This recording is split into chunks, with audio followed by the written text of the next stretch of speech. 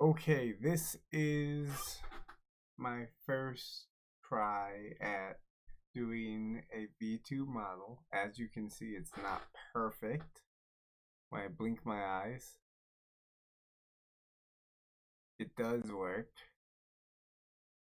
When I move my mouth, it works a bit. It blinks my eyes a little more than I would.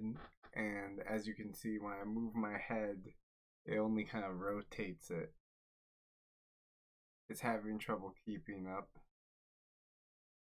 But it is kind of working, which is kind of cool. I think that I need a lot more work, and obviously the software is a little glitchy. As you can see, it's completely frozen. But I think I'm getting it.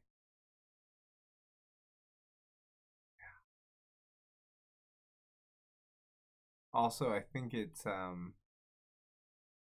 that it is picking up my eyes as closed when they're open, which weird. So anyways, that's